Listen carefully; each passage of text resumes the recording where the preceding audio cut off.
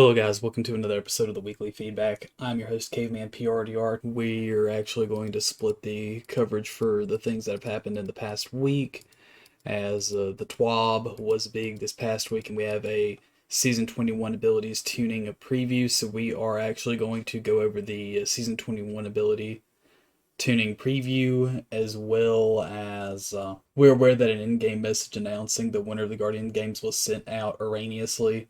Guardian Games will still have 2 weeks left, and the winning class has not been officially announced yet. And then there's some memes below it where, specifically one from Fallout Plays, that said the winning class hasn't been announced yet. You mean that hasn't been determined yet, right? It's just the Anakin Padme meme. It's pretty funny. Rick Heckes has the Will Smith from Men in Black with the ink pen that takes away your memory, which is pretty funny. These content creators had these memes posted below. But anyway, there was a screen thing that had been appearing this past week where it was showing, oh hey, Warlocks won Guardian Games, even though we're only a week in and we still have 2 more weeks of Guardian Games. So on to the main plot today is, like I mentioned earlier, the Season 21 Abilities Tuning Preview. So, with the Season 21 Ability Tuning Pass, these are high-level goals, increase viability of roaming supers and high-difficult PvE content, incorporate subclass keywords into a section of light subclass supers, reduce the amount of unlimited uptime mobility available in the Crucible, increase build crafting capabilities of a selection of stasis and light subclass aspects. Fragment budget review. Basically, they are increasing the following fragment slot allotments for the aspects that I'm going to list now. For Hunter, they include Trapper's Ambush, Shadow Dive, Gunpowder Gamble. For Titan, it is Bastion, Juggernaut, and for Warlock, it is Chaos Accelerant. So all of these go from one fragment slot allotment to two. Have fun with your extra slot for an extra fragment. I think this is a very, very good change, especially for the Void builds, for the Trapper's Ambush. Bastion IMO is probably one that I think you could have argued just to leave it alone, considering you literally get a free overshield from using Bastion. Which, granted, you can also turn yourself invisible with Trapper's Ambush, but I don't know. I feel like it's possibly easier to fight someone that's invisible versus fighting someone that has 45 more health points to you in PvP, but Juggernaut also gets a little bit of overshield whenever you're running around, so I think you can make a solid argument that those shouldn't be changed to two, and that's coming from someone that is a Titan main, but I've actually never used Juggernaut since it's been released. I know it's been out for 3 seasons now, and that's saying something considering I've never used it, but I don't really go around Titan aping anymore. I left it all behind during Shadowkeep. But anyway, I'm going to the next stuff. Super tuning updates. All supers increase PvE damage resistance by 20%. That does not include. There has been some comments or concerns in on Twitter that I've seen.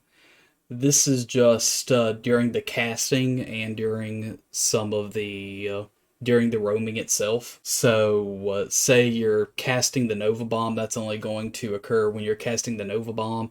That PvE damage resistance is going to only be applied when you're placing a Well of Radiance. The damage resistance will be applied when casting Ward of Dawn. So it's not actually going to be like, oh hey, I'm standing in my Well of Radiance. You're not just going to get an extra 20% DR by standing in it. Or you shouldn't be. Hunter. Golden Gun. Both Marksman and Deadshot increase PvE damage by 20%. Arc Staff increase PvE damage by 20%. Spectral Blades increase PvE damage by 35%. Heavy Attack now weakens targets on hit. Fixed an issue causing some right-hand Spectral Blades attacks to fail to connect when attacking at maximum attack speed. This is a huge, huge change for Spectral Blades. 35% is a really, really high bump in damage. And the heavy attack weakening a target on hit is pretty nutty.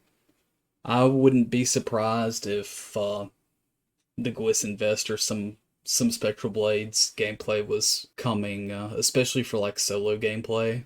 I wouldn't be surprised if Spectral Blades was like led for boss damage and then you just finish out the rest of the DPS with your weapons while it's debuffed. If you finish off your super with a heavy attack, I wouldn't be surprised about that. Gathering Storm, direct impact damage versus players increased from 200 to 300, and that's going to be in PvP. Delayed lightning strike damage versus players increased from 300 to 500. I'm assuming that's also in PvP. Lingering tick damage versus players increased from 40 to 60, also PvP. Now deals increased damage versus Will of Radiance and Ward of Dawn in PvP. So, in my opinion, they're buffing up Gathering Storm to make it a more legitimate threat against Will of Radiance and Ward of Dawn than it already was.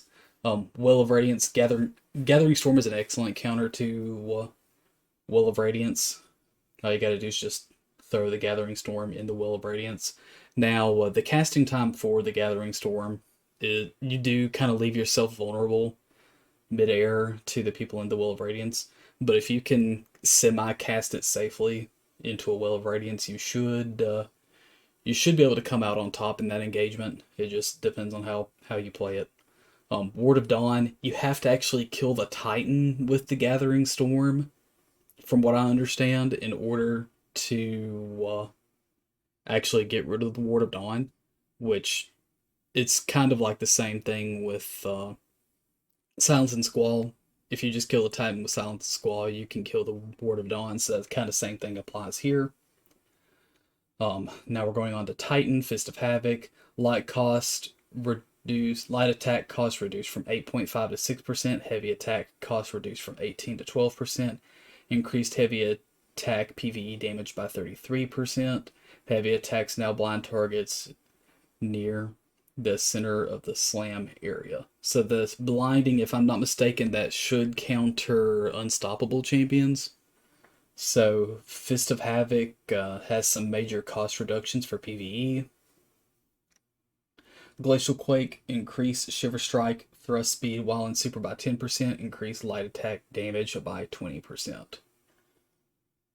Sentinel Shield, increase PvE damage by 20%. Hammer of Soul, increase PvE damage by 10%. Burning Maul, increase PvE damage by 10%. Now creates a sunspot on cast when Soul of Victus is equipped, matching the behavior of Hammer of Soul. Heavy attack Cyclone now applies to Scorch over time, or now applies Scorch over time. I think that's going to be a big potential bump in damage because of the Scorch stacks. I think it just depends on how the Scorch stacking actually goes, but I can see this super really bumping out a good little bit more damage. 10%'s not a whole lot by Hammer of Soul and Burning Maul, but I think Burning Maul is actually pretty decent. Now we'll move on to Warlock. Nova Warp, increased PvE damage by 15%. A fully charged attack now makes enemies volatile on hit, so that should give Nova Warp, with the volatility, that should give anti-champion capabilities against barriers, if I'm not mistaken. Nova Bomb, PvE damage increased by 20%. So that's going to be really big for... this is a really big buff to the Controverse Hold users, or just anyone that really likes using Nova Bomb and PvE in general. I really like Nova Bomb. I like using the AoE one, not the one that does... I think Cataclysmic is the one that separates and burst. I like the one that has more of the DOT.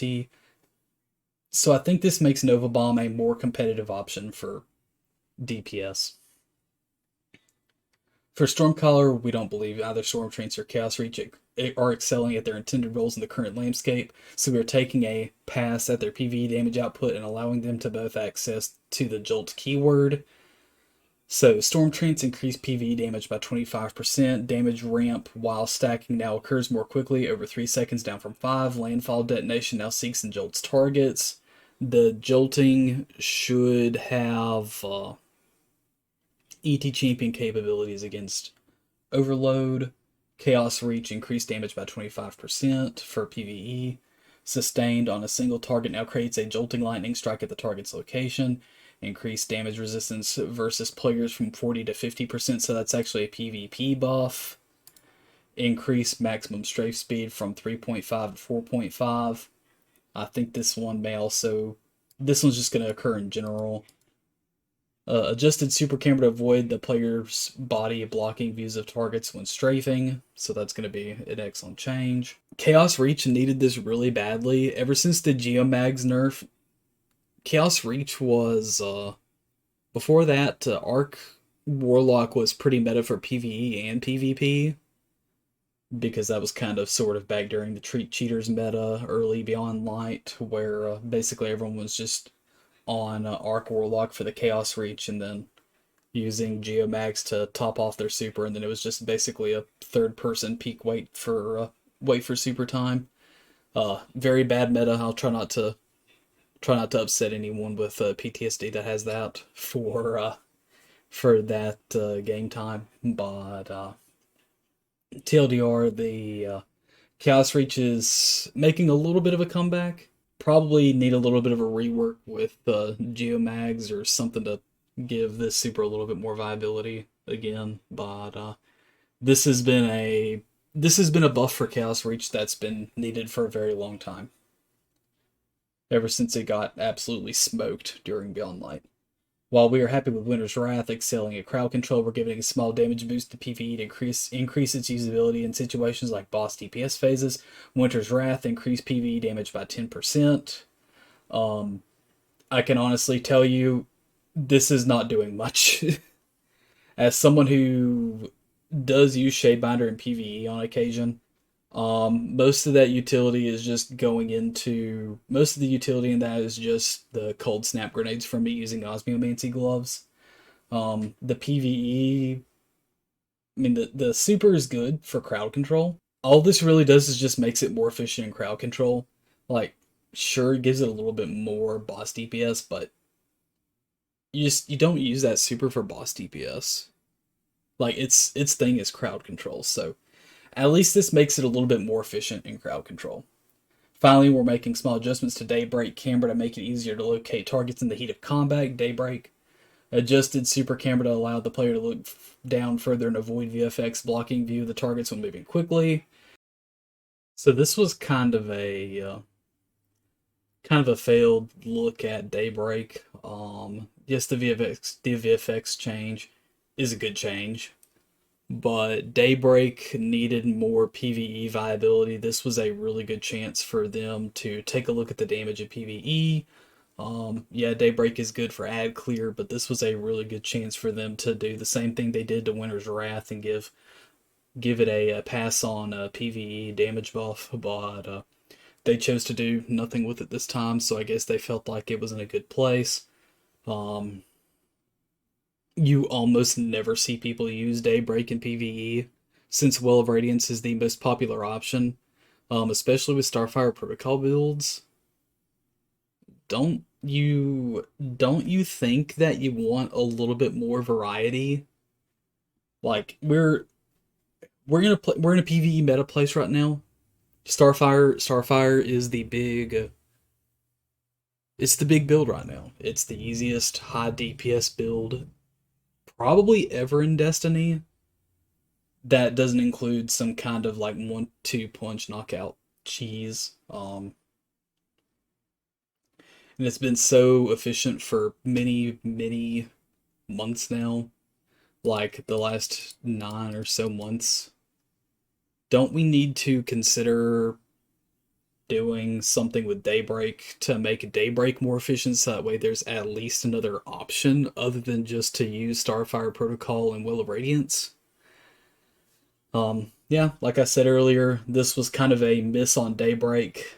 They had a really good chance to do something with it and maybe do a little bit extra with Dawn Chorus here, but that's just where we are for now. So, okay, strand tuning updates, Hunter threaded spike, increased projectile travel range before beginning to return to the player by 30%, increased damage versus PvE combatants by 55%, slightly reduced speed of the dart as it returns to the players to make catching it easier, no longer pierces Cabal failing shields, no longer prioritizes the catching action over the grapple melee. If an enemy target is within the grapple melee range, Titan, Frenzied Blade, decreased cooldown based on how many charges of melee the player has stored, at 0 charges, cooldown reduced by 15%. At 2 charges, reduce the cooldown by 30%.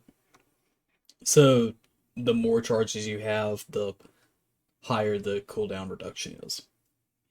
Warlock Arcane Needle, decreased cooldown based on how many melee charges the player has stored. So same thing with Frenzied Blade. The more charges you already have, the higher the cooldown is. Increased projectile speed based on the projectile's flight time. Initial velocity increased to 40 meters per second up to 30. Final velocity increased up to 70 meters per second up from 60. Increased projectile tracking strength by 10%. Grapple reduced base cooldown from 105 seconds to 82 seconds. Reduced the minimum time between grapple activations from 2.5 seconds to 0.2 seconds. Threat of generation reduced energy generation provided by some damage over time mechanics. Reduced energy generation provided by trace rifles by 36%.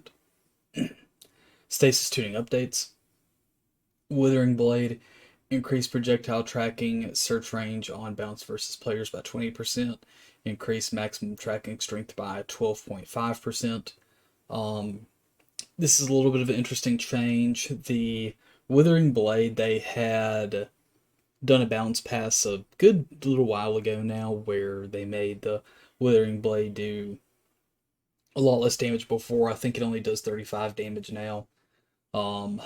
They're trying to give a little bit more viability back into using the Withering Blade, and it is nice to use it to put the slow debuff on a target. But as far as PvP goes, in my opinion, it needs a little bit more damage to help it out. But eh, this is still a decent change. It's a point in the right direction, but it's still not that good. But it's better than using 2 Withering Blades and insta-killing someone with 2 Withering Blades. So, I digress.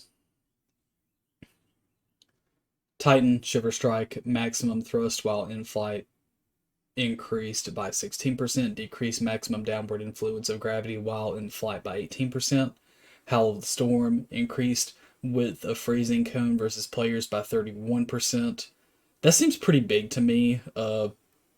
30, a little over, almost a third of an increase in the width of the freezing cone. In my opinion, that's kind of big, but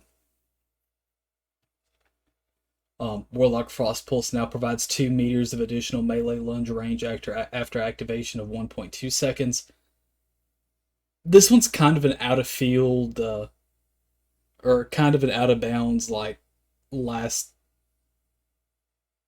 change. I know when you're using Frost Pulse, you get a pretty wide radius for using that and freezing someone. So I kind of find it surprising, especially when a lot of the PvP community is wanting melee range removed from the game. Or not melee range, but sorry, melee lunge range. Any additional melee lunge range. Because the game has a hard time like really balancing or like really having a stable contact of where people are during melee lunges. I find it really surprising that they were willing to add this. Now this obviously is a good change for the person using the Frost Pulse. I just, it kind of goes against what people are really wanting. And as someone who actually does use Shadebinder for PvP and uses Frost Pulse, I do like having this, but literally for the reason that it does give me an advantage. It gives me even more of an advantage over someone I've frozen. So, take that as you will. Additional melee lunge range, just, it shouldn't be a part of the game. But we are where we are. Light subclass tuning updates.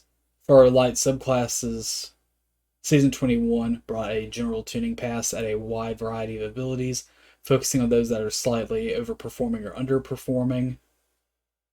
Seismic Strike, Shield Bash, and Hammer Strike now cost 15% melee energy on activation. Base cooldowns are now standardized at 91 seconds. So they are bringing down the total strength that it costs from these three, but you do not get to spam these for movement now.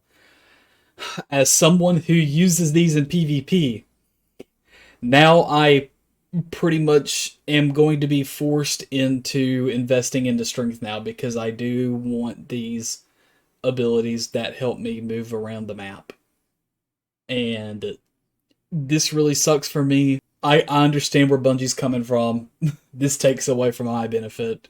But I'm not going to be a hunter main and complain about every time my class ever gets a nerf. This is 15% feels like a lot to me, but realistically it probably isn't that much at all. So it is what it is. Based on your strength stat, the effective cooldown on shoulder charges and movement tool will range from around 17 seconds at 0 strength down to around 7 at 100 strength. So it's not going to be that bad, honestly. I usually end up having somewhere between, depending on the build, I usually have somewhere between 2 to 4 strength. So if I gotta wait 15 seconds, that 15% melee energy activation shouldn't be that big of a deal. Just use it once and then have it back in like 15. This mainly sucks for people that use it for surplus energy, but it is what it is. I personally don't use these for killing people or try not to. Most 99% of the time that I use it for a movement tool. Every now and then I will use it for a melee kill, but that's because I know I have someone weak and they just decided to dip back around the corner that was close by. So, it is what it is. Knockout. Lunge range reduced from 6.5 to 5.5. I'm really surprised this wasn't reduced further. Uncharged melee PvE damage bonus increased from 60 to 100%. So, the additional lunge range just needs to be reduced. And that's someone who runs knockout. I run knockout. PvE and PvP. I run knockout. For shield throw and throwing hammer, we're making a few improvements of their usability, primarily against fast-moving targets. Shield throw, increased base impact damage from 60 to 70, increased consistency of finding and adjusting initial trajectory towards a new target after a bounce. Throwing hammer now adjusts initial flight trajectory based on your aim assist target. Soul Invictus, increased damage dealt by sunspots to enemy players' tick rate from 17 to 22%, so this is a PvP buff. I like this. Which Soul Invictus got absolutely shafted during Solar 3.0, but we are where we are. Hunters, Snare Bomb, increased PvE weaken duration on detonation from 4 to 8 seconds. I really like this. This is really good. This gives Snare Bomb more usefulness in PvE. Proximity Explosive Knife, detonation damage versus players reduced from 105 to 90. Impact damage versus players increased from 14 to 20. Weighted Throwing Knife on M&K, reduce minimum tracking shape size by 25% and maximum tracking shape size by 10%. The shape grows over 0.5 seconds after the projectile is thrown. Lightweight Knife, projectile speed increased from 30 meters per second to 40 per second. Tracking shape size increased by 20%. Gunpowder Gamble, reduced cooldown from 12 seconds to 6 seconds. Warlocks, Incinerator, snap fixed an issue preventing the secondary projectile arming shape from activating. Total damage versus players reduced from 150 to 135 to compensate for dramatically increased consistency. Ball Lightning, increased PvE damage by 30%. That's pretty big. Reduced ping scalar on both primary and secondary detonations, so combatants are less likely to be knocked out of the secondary strike area while the player is amplified. Chaos Accelerant, Scatter Grenade. Increased tracking consistency of charged scatter grenade submunitions. Increased submunition arming duration. Fixed a bug where some submunitions were impacting the ground on creation in some situations, resulting in early detonation. Magnetic Grenade Handheld Supernova increased the charge hold time from 3.2 seconds to 4.5. So, scatter grenades, be on the lookout for nothing manacles. This could be huge to my nothing manacle users. And it could give a option instead of using controverse holds. Lightning Surge Fiction issue allowing Lightning Surge to deal more instances of secondary strike damage than intended now. Targets can take a maximum of 2 instances of damage from a single activation of the ability, one from primary lightning strike around the player and one from a secondary lightning strike. This change necessitated some changes in damage values, but in general, its damage output should be significantly more consistent and slightly higher than the intended value previously, but without the ability to one-shot a single enemy guardian from full health. So, that's good. Subclass keyword tuning updates. Scorch increased stun time before stacks begin falling off from 1.5 to 2.3. Increased stun time before stacks begin falling off from 3 seconds to 4.5 seconds on PvE combatants. Jolt reduced base PvE damage by 15%. Reduce additional damage scalar versus major combatants in PvE by 20%. This is a pretty big nerf to Jolt. And also by default, this also really hurts Assassin's Cowl Arc Hunter builds with the lethal current and the damage they get from applying Jolt to targets. This is a pretty hefty hit to that build specifically. In other builds that really utilize Jolt in general, yeah. Speed Booster, bonus jump acceleration scalar reduced from 1.5 to 1.25. Now activates while sprinting after 2.5 seconds down from 3 seconds. Now lingers while the player is not sprinting for 2 seconds up to 1.5 seconds. Fixed hit bug where if the player was already sprinting and then became amplified, Speed Booster would not be granted. So, pretty big readjustments to Speed Booster. I like it. And that's going to be it for this week's episode of the Weekly Feedback. I've been your host, Caveman PRDR. Thank you, and as always, have a good one. And be sure to like and subscribe if you like the video. Thank you.